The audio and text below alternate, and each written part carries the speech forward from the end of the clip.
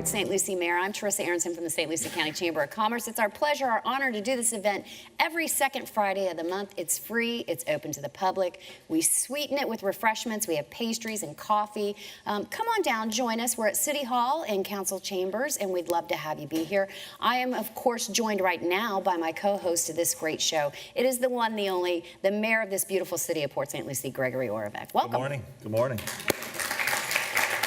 Thank you for being with us, as always. I mean, it is, you know, coffee with the mayor. Sans mayor, what do we got? I can't wait to go to your house and welcome you there. I know. I would enjoy that. When I get home, I would like an introduction. Maybe eggs for breakfast. Yes, yeah. Coming into the kitchen right now. I know it is a little strange, but I got to do the intro. Oh, we're always happy to have the chamber here. We appreciate you. And we love being able to do this. I mean, it is a partnership, and we can't, it's not like it's our chambers or our cameras or our TV channel. So we are a guest here. You're absolutely right. We have a huge show for it today, and obviously this is going to be airing in October-ish time. So there's a lot of things that we need to talk about, right? If you say so. Yeah, yeah. And so should we tease them a little bit, let them know we're going to be talking about what's on their ballots? Sure, make sure they come back after the break. Yes, we're going to be telling you all about what's on your ballots, and the most important one for us here locally we'll really dive into so everybody's comfortable with that one. Yes, I'm definitely going to hit the proposed half cent. Yeah, we need to do a lot of education on that. We want everybody to be prepared. Okay, very good. What else do we got going on? Do you want to tell us anything else that we're going to be talking about today? I know we could talk about calls of the week. We always take questions, but I know you want to bring up your guest. And our sponsor. Probably going to bring up Sean for something. Yeah, Sean's sort of a token on the staple on the show. Yeah, we're going to talk about our sponsor today, and this year we've been so happy to have Florida Community. More like a tall, skinny mascot, really. Yeah. Oh, he is. Yeah. For children, and the giant is the mascot for children. Yeah. Because I think he's a giant for children's sake. Yeah, there you go. Yeah. But anyway, I want to talk about our sponsors. We're going into our next year, so we have some sponsorships available for this show, and that's the only way we were able to keep it going and do it all the time. And they always say how many people watch the show, and I don't think we don't have a census for government access TV, do we? Tens of thousands. Okay, tens of thousands, tens of thousands. So don't let the size of it's a big room, but there's a lot of people here, really. But yeah, if you do watch the show, I'd love for you to email us and let us know so we can tell people, yes, people email us and they watch the show, because I don't get a lot of emails from the show. Do you? You probably get more than I do. I just know that people watch it, and this goes for government access TV in general. Yeah. You never really can appreciate how many people watch it till you try to shop at Publix and get in and get out. Yeah. I think they watch it, but they don't know who I am when they see me in person. They always think I'm like somebody's cousin. And I'm like, you've been up with insomnia, haven't you? But I think it is misleading, because people do watch government access. I'm always surprised by it. And so hopefully if you watch it, email us, email the mayor or president at stluciechamber.org. Let us know. We're looking for sponsor partners for next year, and we hope you'll be one of them. Excellent. All right. All right, well, I'll leave. We're gonna take a break, and we'll be right back with this month's sponsor.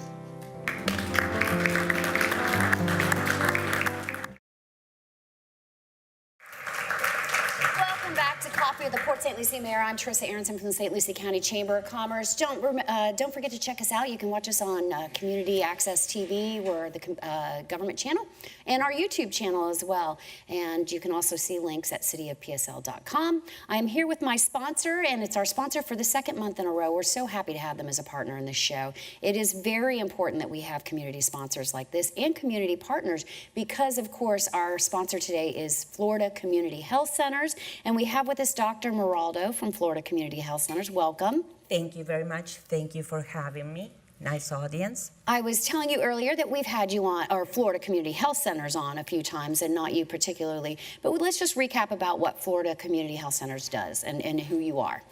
Well, our main interest is to take care of the health of the community, and we try to provide comprehensive health care, and we take all insurance. We also take care of the uninsured, so nobody's turned out or down. And we offer medical home for patients that we take care of the whole thing, and we coordinate services. Very good. I like to stress that we are in 6 counties, and we have 12 centers. but 5 of them are in St. Lucie County, so 5 of we them are are- big in okay. St. Lucie.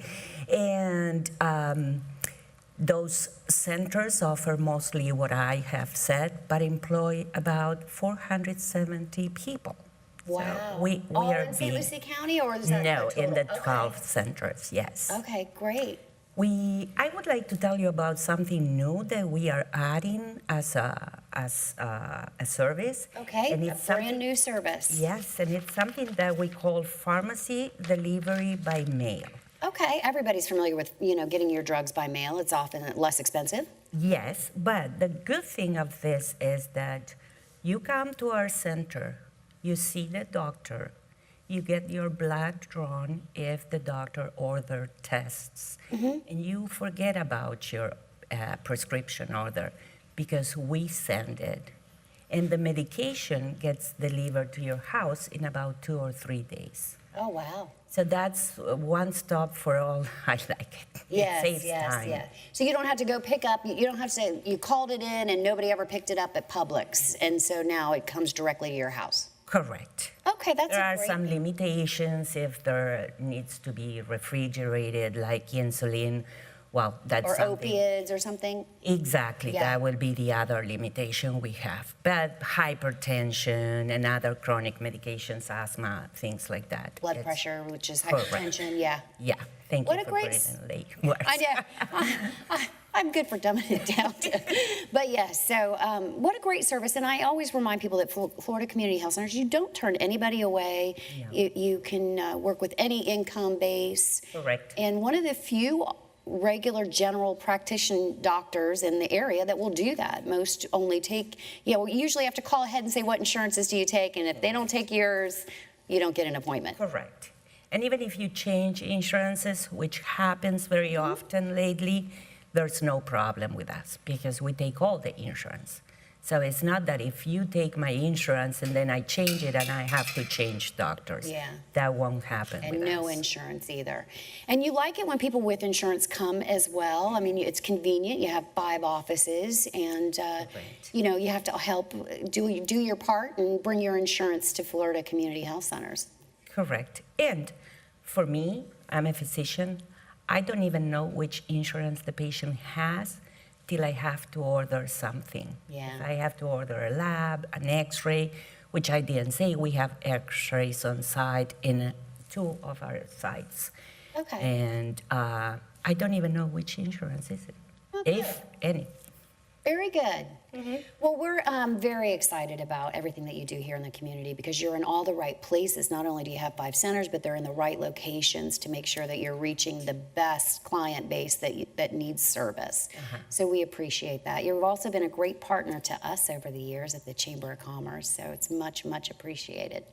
Doctor, thank you for being with us. You're very welcome. I Thank hope you for enjoyed it. having me. Yes. We're excited about the pharmacy delivery by mail. It's brand new, so if you're a patient at Florida Community Health Centers, ask when you go in about this new service. Great. All Thank right. you. Thank you. We'll be right back, everybody.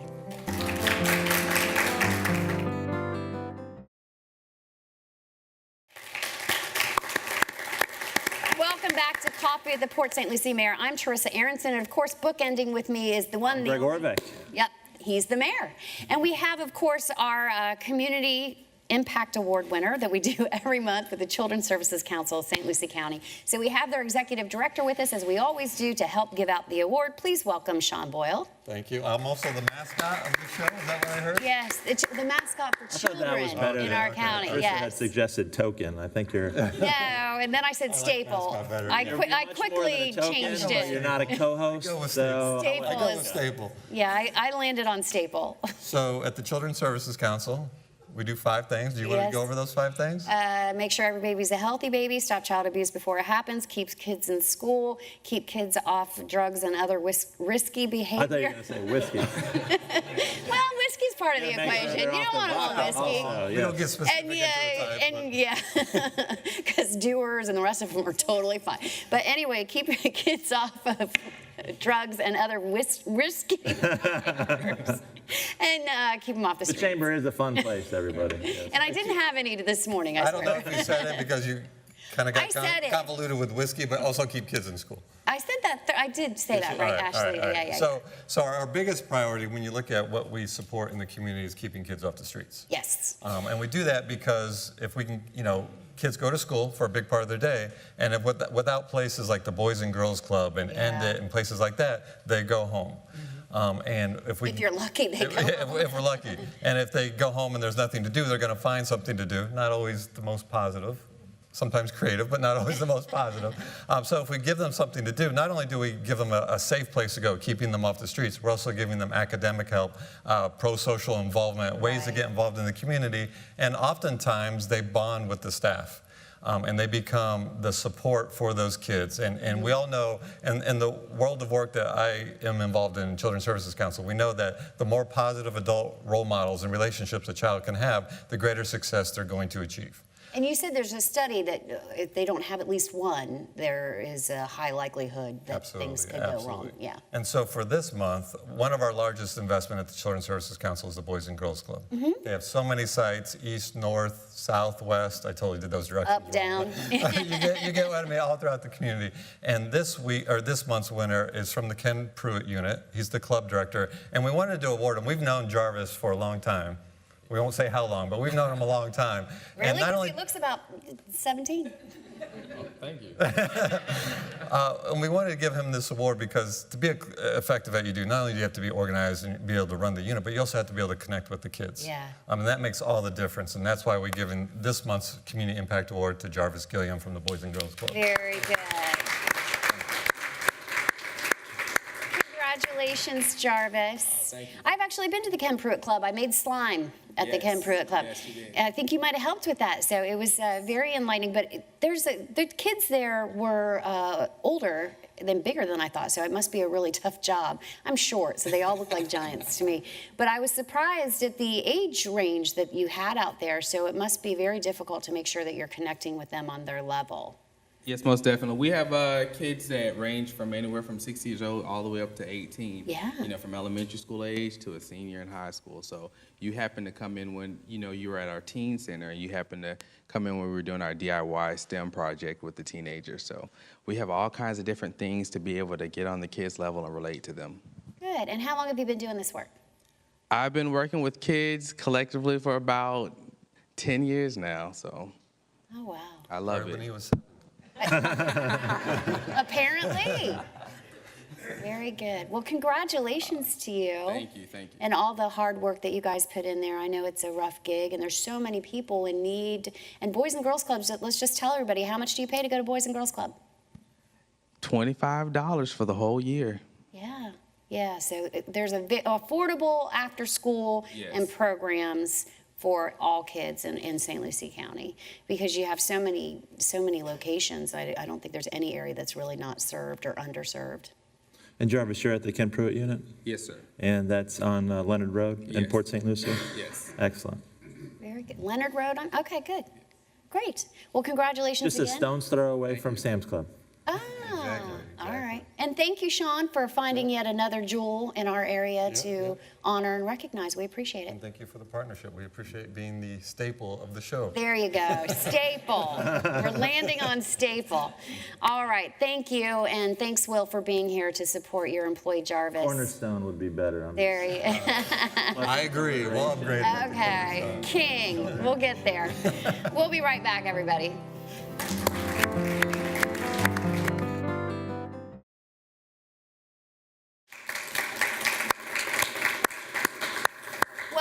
Welcome back to Coffee with the Port St. Lucie Mayor. I'm here with the mayor. We're going to get started right away. We have some meaty information that we need to get out in the community. So please welcome back Mayor Oravec. Well, thank you. Yeah, Thank you very much. We're getting right into it. So I'm always here for the people. The city council are always here. Our council members are here for the people. So I want to just go out and ask, did anyone come with any burning questions? There's a lot, usually with this show, if you've been here before, we spend a lot of times with questions and answers. But today I just want to ask now before we get into it, because we want to talk about this November's ballot. As everyone knows, we just got through the primary. We have the general coming up. And much like this show, the ballot's overstuffed. There is going to be a ton on this year's general election ballot. Make sure you eat your Wheaties just to be able to get through it. Yeah, it's going to take a while. But before we do that, I just wanted to ask you if you came here with a burning question today, because if you did, we'd be happy to try to answer it. Now's the time. We got a question up front. Mark, do you want to? Mark's going to bring the microphone over. Yeah, she can stand if she wants, but it's up to you. Thank you. Thank you for this opportunity. I had a question about the acquisition of the VGTI building in the West. And I guess my concern is that we have a history of some difficulties with some buildings. I wondered if there was any kind of a legal expectation of a buyer of a large building like this for our city, that somehow we are protected from a tremendous consequence of loss if the person leaves and takes the money and runs, just to put it bluntly. I don't know how else to put it, because we've been through this in the past. So I wondered if you could answer that question for me. Sure. So just dealing with it bluntly, the loss has already been realized. All right. So once upon a time, a previous city council in the state of Florida and St. Lucie County did an economic development deal with the Oregon State Health University, and they spun off VGTI, the Vaccine Gene Therapy Institute, and they built a laboratory out in Tradition. Everyone know where Tradition is? Southern Grove, that's the part south of Tradition Parkway. They built that big lab out there, okay, and a major deal. The state put in a lot of cash, and as we know, VGTI failed, and the council at the time guaranteed the loan, essentially, on the building, the money that funded the construction. So that's already happened. We had to go through a legal rigmarole, a legal process to get the building back. We had to actually fight to get the building back. We got it. We marketed it for over a year, and before that, the receiver over the building had marketed the building. And just Monday night, the city council approved a purchase and sale agreement on the building. So the loss has already been realized. You can't, the only way that you can continue and that we can continue to lose on the building is to hold it and have to pay the operating costs. But as far as how much we already have into the construction of the building, essentially, that's set, that's capped. So your worry about additional exposure, you don't have to worry about it. Don't worry about it anymore. The worst thing that could happen is that this deal fall apart and we would have to sell it again and be subjected to continuing to incur the operating costs. That's the only exposure there. So if everything goes according to plan, this buyer will pay $14.5 million plus interest over a 5-year period, and we will utilize that money to bring down the debt. So if they walk away, the worst case scenario is that we have to market and sell the building, try to sell the building still. If they would walk away after the transaction is closed, we would repossess the building and sell it again. So there's no big time exposure of another $60 million. And those deals aren't done anymore.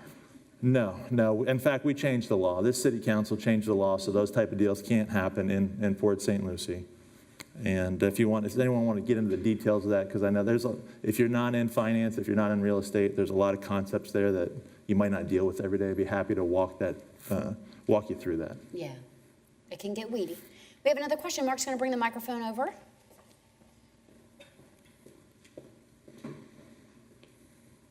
Good morning. Good morning. I'm not sure if you plan on covering it in your presentation, but I was wondering if you were planning today to speak about the Votech Academy project that might be happening in Tradition. Thank you for the question. No, that's not part of the sales tax, but I'd be happy to hit it. So a lot of people in Port St. Lucie, an overwhelming number, believe that career technical training is important, that there's more than one pathway to success, prosperity in life. So, many of us, we push our kids to the university track, but university is just not right for everybody, and it's great to have a career.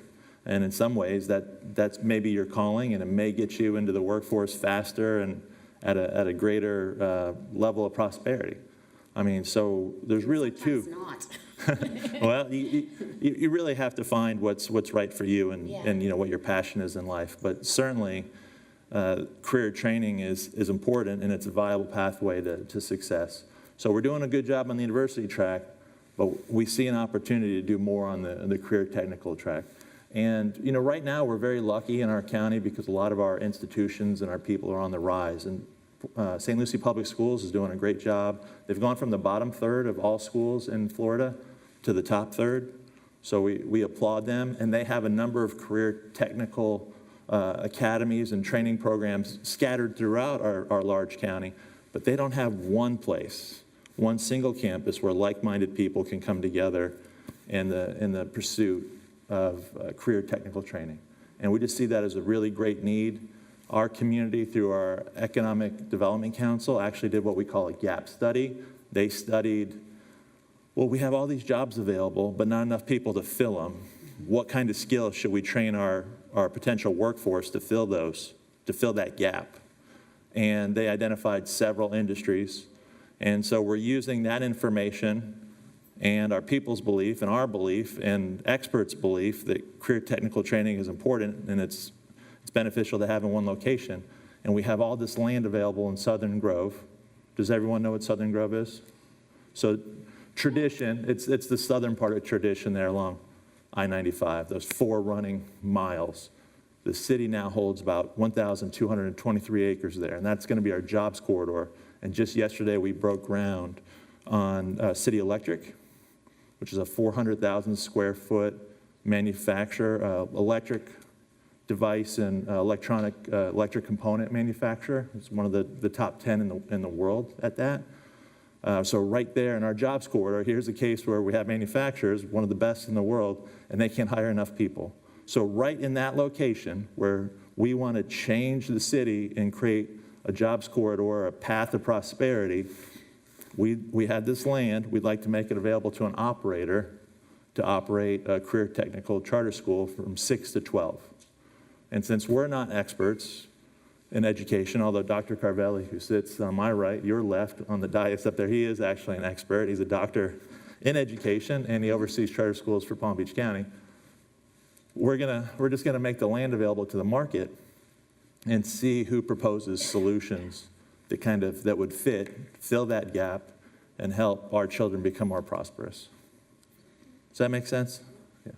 So that's where we're at. We have approved the request for proposals or interest from the outside world, and we expect that we'll get some charter school operators, but St. Lucie Public Schools could bid on it. It would be great if they did. Mm-hmm. We've been working a long time on career tech, haven't we? I have got years in. It's been a passion project of mine. I don't make any of the decisions, though. I can only advocate. We have put out a white paper, but we really feel that it needs to be a centralized location with like-minded learners. And we do need some of the basics to be covered, electric, HVAC, welding, things of this nature. Many people argue that manufacturers have specific tools or specific equipment. That's true, and they're gonna have to train you on their equipment, but you gotta have a basis. You have to have some basic understanding of what you're doing, and that's where you start with electric and engineer, or welding and all that kind of great stuff. So it's important, and we're gonna get there, right? Yes, and just to be blunt, I'm direct to a fault.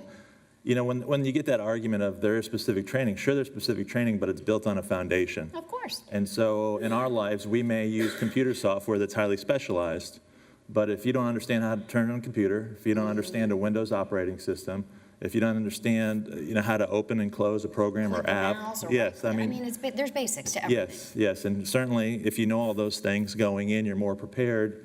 And then one of the downsides of the construction industry, it's subject to the ebb and flow of the economy, and we've seen it at its absolute lowest here, at least for at least a lifetime. Yeah, certainly I hope so. Generational.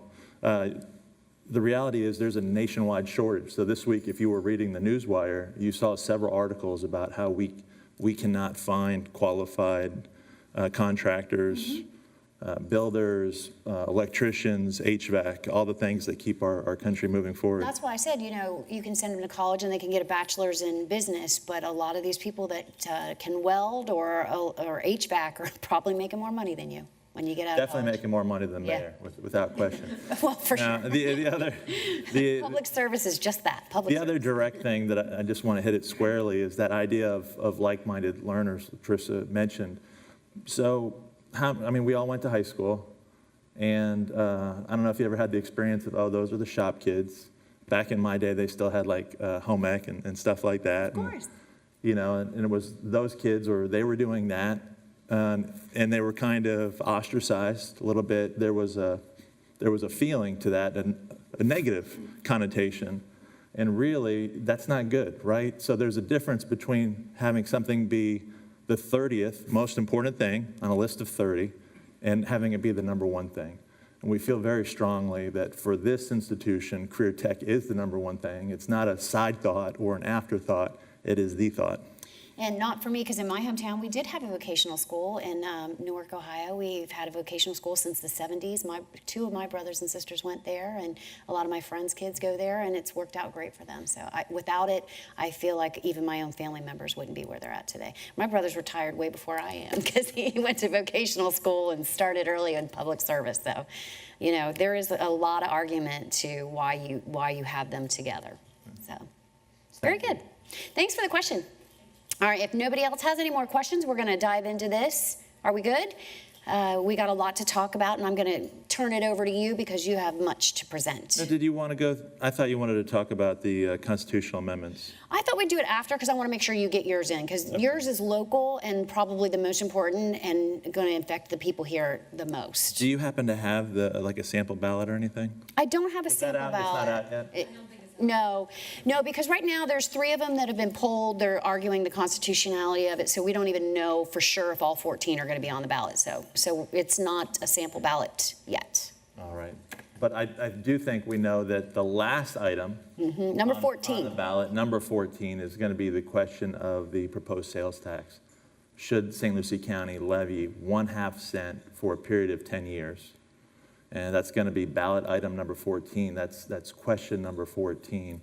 And just really want to talk about what it is and answer any questions you might have. Has everybody heard about it? Is this the first you're hearing about it? Who's heard of the proposed 1/2 cent sales tax? Just give me a... Okay, good. All right, that's highly informed. Actually, who hasn't heard of it? Now they don't They're want not to going raise to their admit it. hand. They're I not know. gonna I admit wouldn't it. either. I'd be like, yeah, I totally. That's excellent, but that's excellent. That's excellent market penetration, as we like to say. Well, this is always an informed crowd, though, so I don't know if it's indicative. I know. Let's put that to the test. What's the population of Port St. Lucie? 189,000. Exactly right. So we're on there. All right. In a city that's growing like we are, there's 189,000 people with at least 189,000 ideas of how we should move forward. How does your city focus our efforts and resources? What do we have?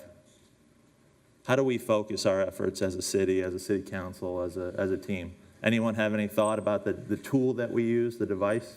Strategic plan. Yep, that's right. Who said that? Sean. Sean, excellent. Show off, Sean. That's right. We like A students. Big fan. I know. Big fan of A students. So we use a strategic plan.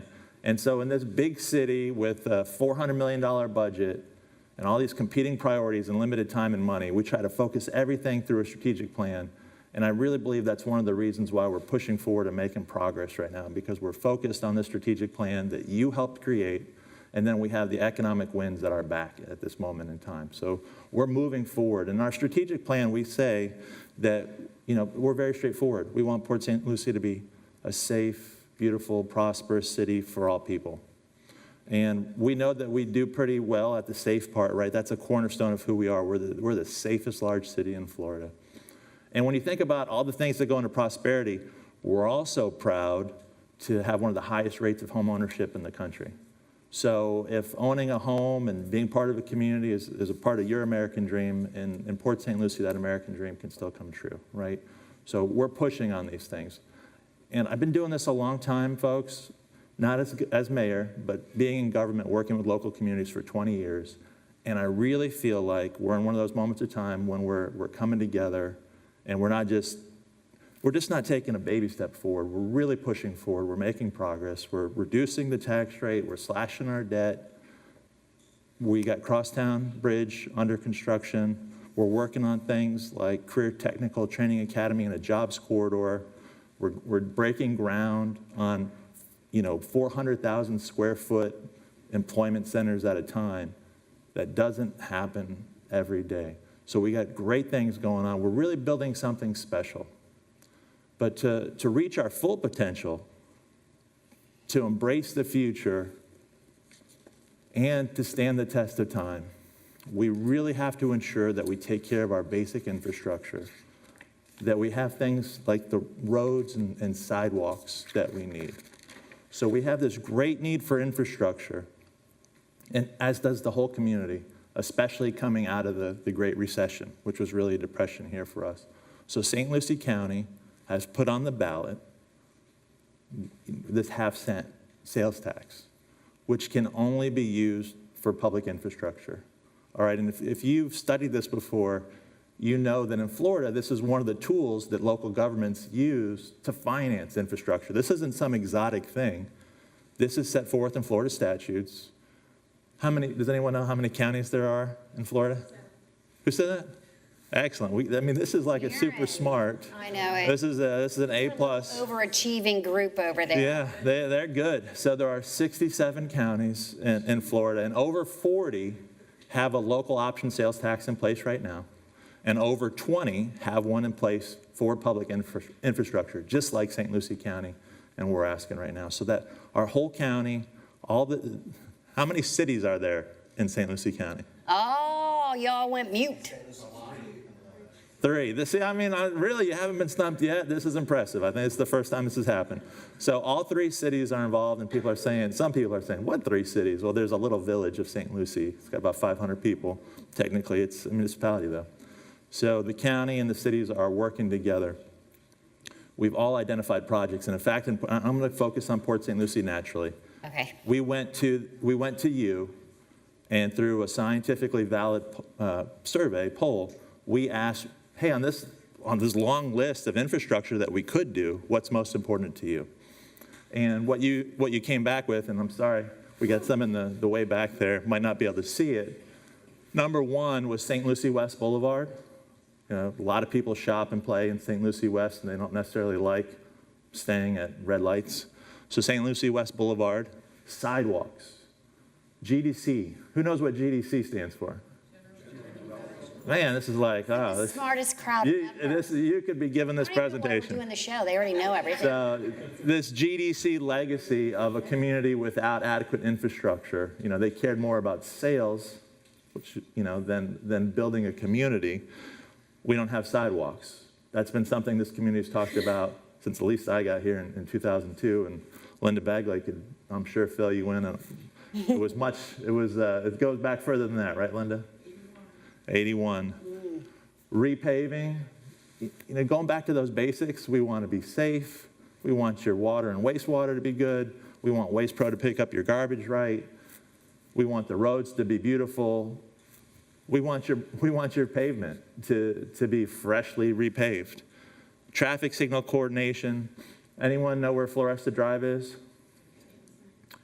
So Floresta Drive's been underperforming for a long time. Once upon a time, it was on the drawing board to be improved, but the council at the time only had so much money, and they chose Becker over Floresta. But if you ask Dr. Carvelli up there at a council meeting, he'll tell you that that's 30 years. Back when, I don't know if he had hair then, but Did you? 30 years ago? Okay. Yeah, I was only 13 30 years ago, so it would have been weird to be bald at that age, but Floresta Drive, we could finally have a Floresta Drive to be proud of, and if you've been following the headlines this year, you know that we went through a community workshop process to design Floresta Drive. So we went to you, the people, and especially the neighbors in that area. So what do you want this to be? Do you want it to be a highway or a 4-lane divided road, and you want that to cut your neighborhood in half, or do you want a road more like Westmoreland, if you've ever gone down that, with street trees and sidewalks and bike lanes, and you can imagine what the outcome was. Torino intersections, US 1 improvements, all right, because the idea is that City Center is also under contract, and hopefully if this developer has a worthwhile proposal, that will move forward. The receiver will sell City Center to the developer, and at the same time the Crosstown Bridge is done, City Center will have its first project going vertical, and we can improve a portion of US 1, beautify a portion of US 1. And then, because we want there to be no question, we want you to know exactly where your money is going, we actually created a line for contingency. You know, this is a 10-year proposal, so construction costs go up over that time. You have contingencies. So we have a line item for contingency to cover any overruns. And then on the plus side, we may have more revenue than we projected. That would be a good problem to have. So in addition to calling it contingency, we call it participatory budgeting. Because at the end of the day, when these projects that we identified together get done, whatever's left will go back to you and say, hey, we can do one final infrastructure project. What do you want to do? And then we'll have a little fun with a community vote, get out the vote process and scoping, and you'll help pick that final project, and that would be a good problem to have. It's good that you say 10 years, because I don't know if we mentioned that this sunsets after 10 years. It does. It goes away. Tax goes away after 10 years. I want to talk about impediments to education on this issue. We're a government channel, so we're not going to tell you how to vote, but I want to make sure that we're answering all their questions, because I hear the usual. It is a half-cent sales tax. It will go away. 20% of our visitors will share in this tax and the money that's raised from it. Our counties, north and south, already have 7% sales tax, and on large purchases, it's important to know that it's only for the first $5,000 that you pay that extra half-cent sales tax. So there's a maximum amount that you're going to pay, and so I want to make sure that everybody has the correct information on what they're voting on, and we're addressing any impediments that they might have when they go to the ballot.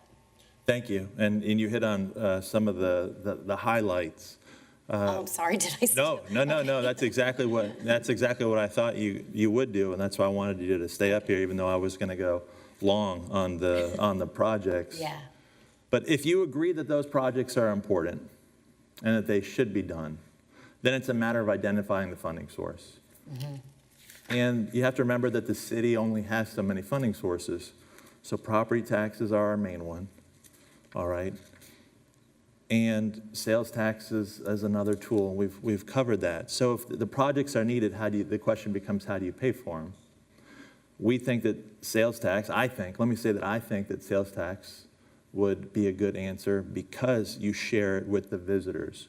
So when you look at St. Lucie West Boulevard, there's a lot of visitors helping to create the need to improve that road, right? It's not just us as homeowners and residents. All those Mets fans. All those Mets fans, all the people that will stay in St. Lucie West. But even if you stay in tradition, you're shopping right now in St. Lucie West. Yeah. We all as a community shop in St. Lucie West. That is our most built out commercial district. That is where the entertainment's at. That's where Super Play is. That's where the movie theater is. That's, that's where the restaurants are across from the Mets. You're going there.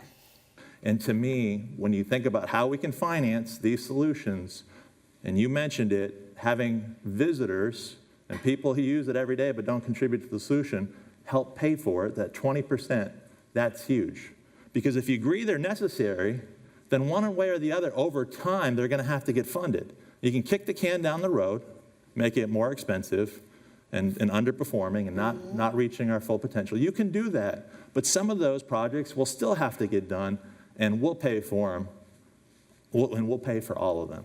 And so really, thank you for hitting on that point, because I really do think it's one of the most important reasons to consider the sales tax. Yeah, I mean, because the alternatives are going to hit all of us, our homeowners, our residents, impact fees, our businesses. You know, there's just not a lot of option here, so we need to be smart about it and share the love. I do want to mention one more stat for a household of a median income of about $50,000. This could mean an additional $50 to $60 for you a year. So it's not a huge amount of money, and that was put out by St. Lucie County. I don't want people to think I just made that number up, but St. Lucie County did a study on this because they're the ones that put it on the ballot. That's the other thing I want to clear up. Sarah. I've seen it on, even the news has said that Port St. Lucie Commission, which is a council, put this on the ballot, but it's actually St. Lucie County Commission is the only one that has an authority to put that on there.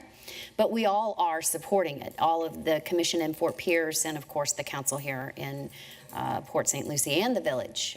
Mayor Bill Teese, we're all supporting this. I mean, this is the first time in my career that I've gone to the people and gone to bat for a proposed sales tax increase, and do think it's worth it. It's going to push our community forward. In fact, it's going to be more than a push. It's going to be a jump. And the chamber also passed a resolution to support as well. So Sarah, she tries to discourage me from saying this because a lot of the concepts can get confusing if you talk about too many things at once. But since this is the smartest audience we've had and to our date, viewers are also just as enlightened, I'm sure. Yeah, absolutely. Well, they're probably even better because they've been drinking caffeine. They're all hopped up. Yeah.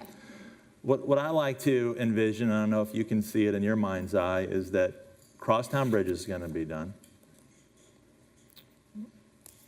The jobs corridor is coming to life right before our eyes. Our new hospital has doubled in size already.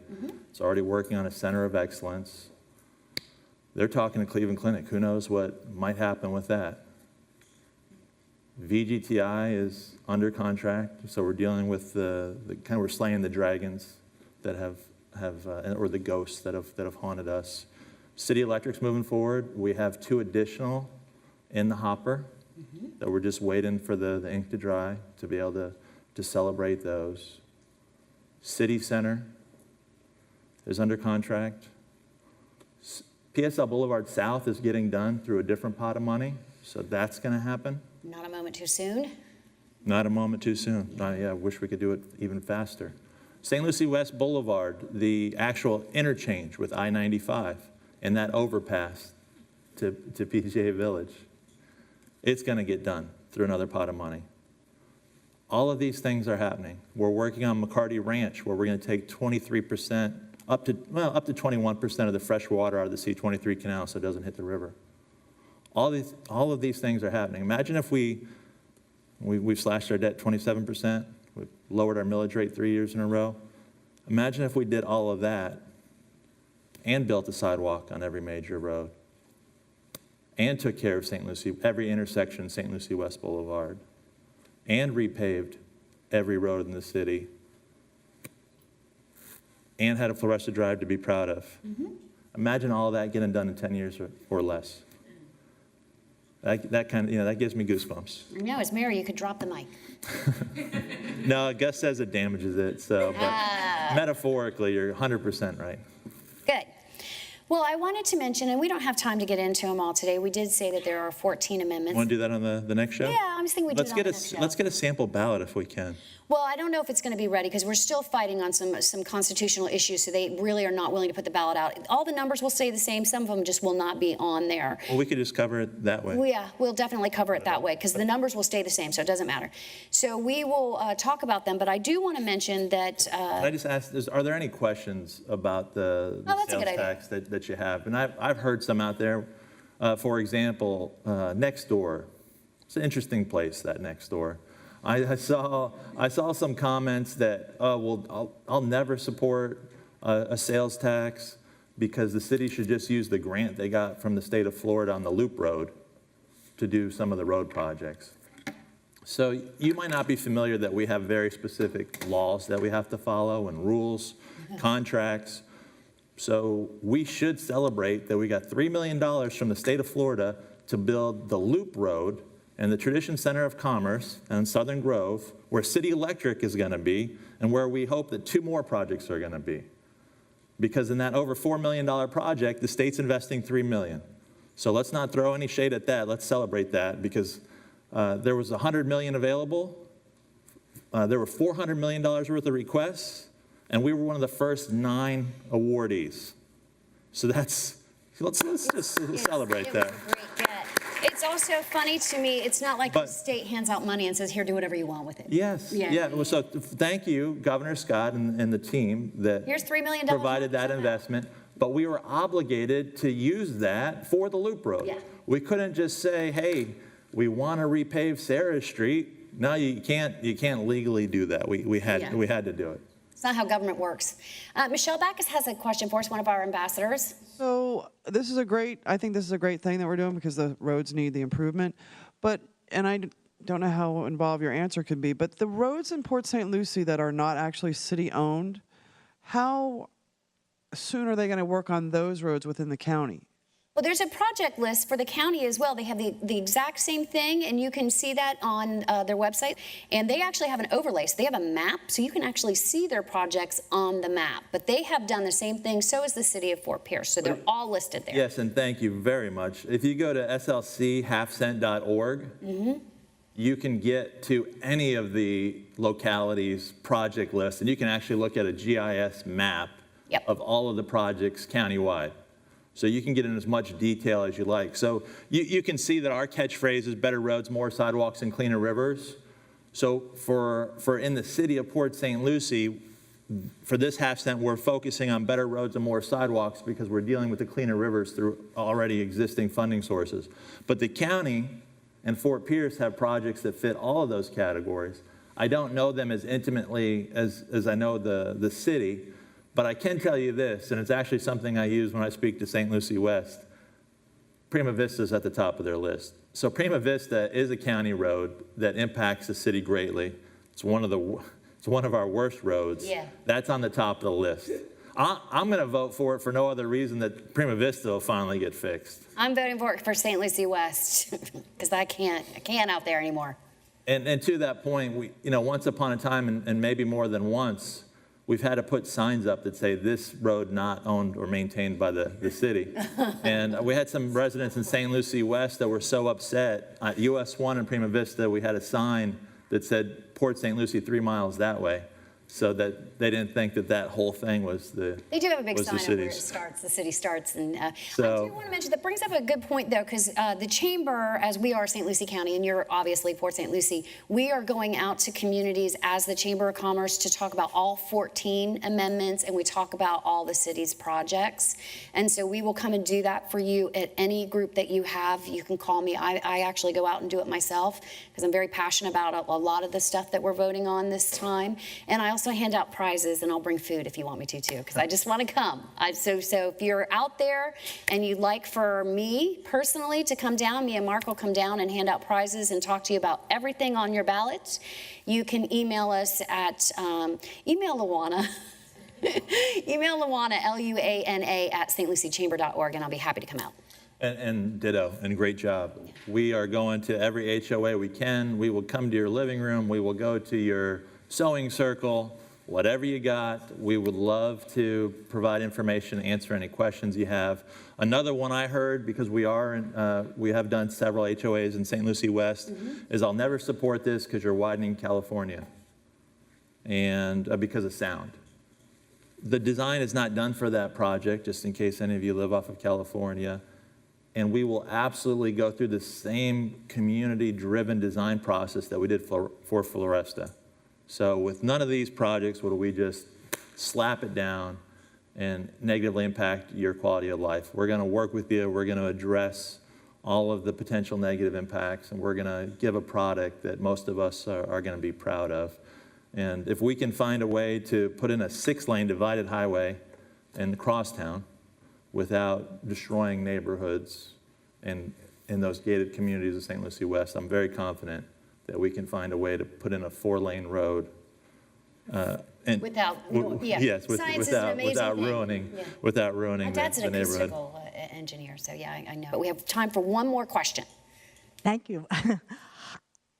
I was part of the planning in 2002, 2001, 2002 for a downtown in the Port St. Lucie East of the Civic Center area and that whole region. And I was wondering, what are the, if any, there are any further vision for that area? I'm sorely, personally disappointed with what has happened there. And I'm looking also to the possibility of long-range thoughts to a bridge that goes right across the narrowest part of our waterway there on the Intracoastal over to another access to Hutchinson Island coming from the crosstown, going straight out.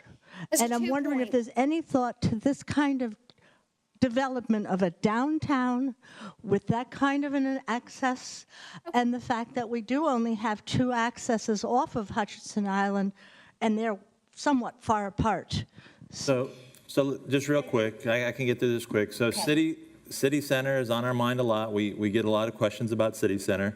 City Center is not owned by the city, okay? It's owned by a private property owner who was subject to an SEC action, all right? So there is a court-appointed receiver that controls City Center. That court-appointed receiver is under contract with a private prospective owner-developer to purchase City Center. That person has not come into the city yet with his proposal and vision. So the only thing that I can tell you right now is that we don't control the property other than the Civic Center, the parking garage, the Village Square. All of that other property is owned by somebody else who is under the control of a court-appointed receiver. Until a sale happens, it won't be in the hands of an owner-developer who will push that property forward. So that's what we want to see happen. We want to see that property get into the hands of a properly capitalized, experienced owner-developer, right? That's what we want. We'll hope that this is the person, but we don't know, and I'm not going to, promise something that we can't deliver. So we have to stay tuned. And my personal hope is that it just be my personal hope is that there be a property owner who takes care of her responsibilities and builds something that contributes to a better Port St. Lucie. The idea that it's going to be a downtown, I don't think that's realistic. I don't think that it's going to be a downtown. I do think it can be a mixed-use node, a gathering place, but I don't think that City Center's in the right place to be a downtown. I think it's a cornerstone development. I think we're going to see something positive happen there. I think the city should promote something positive happening there. But I don't think it can be a traditional neighborhood development. It can be a place where you walk. It can be like downtown form of development. But I don't think it's in the right place to be an actual downtown. We may never have a traditional downtown. That's a whole different show on It is. on how downtowns develop historically. It's organic, realistically, and there are resources that you expect to be a downtown. But I do think it's realistic to think that it could be a hub for entertainment. It could be certainly a fabulous gathering place. Well, that's part of our strategic plan. And we should mention that portion of it. there is some control in the fact that it's zoned and what uses can go on that property. So it's not like we're out of the equation, but it is privately held. So, but there are still things, you can't just build anything you want there. You have to stay within the codes and within the ordinances and all that kind of great stuff to put something there. You can't put anything there. So we'll see that. With the bridge. The bridge, I've already brought it up at the retreat. Other people have brought it up, the idea that now that Crosstown Bridge, we can see when it's going to be open by Thanksgiving of next year, not this year, but next year. And there's been talk historically of it going out to the island. How could that happen? What I'll say is it took us almost 40 years for the Crosstown Bridge. So it's important to ask that question and to see if there's community will to do it now, and depending on how it's answered in the future. However, it'll even be more complicated than the river because the seagrass in the lagoon, it's a county, Walton Road is county owned, so it's not the city in control of that project. And because there are property owners on the island who don't want the additional traffic and connection. So you will have, I believe, environmental constituencies and property owners, that constituency, very passionately opposed to any proposal. So one of my thoughts on how the community could jumpstart its effort is to put it on the ballot as a straw question, as a straw poll question, and just see what the community at large says. Yeah, I mean, it's an interesting question. If we are going to get that, we probably need to start working on that yesterday because 40 years for the going over the river and the lawsuits and the environmental stuff that came after that, boy, that's nothing compared to what you're going to see if we try to go out to the island. But I don't think that means we don't try. But And I mean, there was actually See what the money public wants. designated for it. There was a steering committee. So certainly the idea is out there. And I think it would be great for Port St. Lucie and our residents. Great. All right, we're starting to lose him because, we have gone so late. much. Yes. We've gone a little late. You want to award? Mark's gonna bring this over and we're gonna pick a winner. And don't forget, this is for our raffle on our chamber event. I'm going on the cruise, the land and sea tour. I keep forgetting to say that. But we are going out of West Palm Beach, which is great. It's only about 45 minutes away. Marisol can't win again, can she? No, Marisol can't win again. I think people would start to question the authenticity of our raffle. And I can't have it. But we are going to pick another winner. We've also started selling raffle tickets again, and we're going to sell another 200 at $10 a piece because we want as many people to go. So we're not looking to make a ton of money each time. We just want lots of people to go with us. It's going to be a lot of fun. Who is it? Richard Adams. Richard Adams. And he's got the mayor-approved 772 area code, That's so right. we're happy Don't have about to tear that. it up. So you don't have to tear it up. But Richard Adams is going to go with us. And I don't know if, Mark, do you know Richard Adams? But he must, hopefully he'll watch this on Facebook Live, but he is going to go on the cruise with us. Excellent. Great. Congratulations. Not as exciting when Marisol won because she was right here to do the dance, but She did like a roundhouse. yeah, a round off. And Yeah. all right, I want to thank the mayor and I want to thank. No, for her, she aims at me with a roundhouse. Oh, like in Roadhouse? Yeah. Yes. I saw Great her, movie. I saw her in Classic Sam's this week. movie. She tried running me over with her cart. Patrick Swayze. Ah. Marisol's always got an angle. Literally. All right. So we are going to be back next month. Don't forget, this is a free event. It's open to the public. We want you to come down as well. We're going to feed you. We're going to give you coffee courtesy of Culinary Village caterers right here in the beautiful city of Port St. Lucie. Thanks to Florida Community Health Centers and the mayor and the staff here for letting us come here and do this, and Sarah for sitting here to answer any question that we may have. And thank you and the chamber. Really Thank appreciate you. your hard work. No, we're so happy to be here. And don't forget, if you want me to come out and speak at your event, I promise I will bring prizes. I don't think as a government official you can do that. So Prizes? I don't know if you can. I don't know, but we can bring our mascot, Sean Boyle.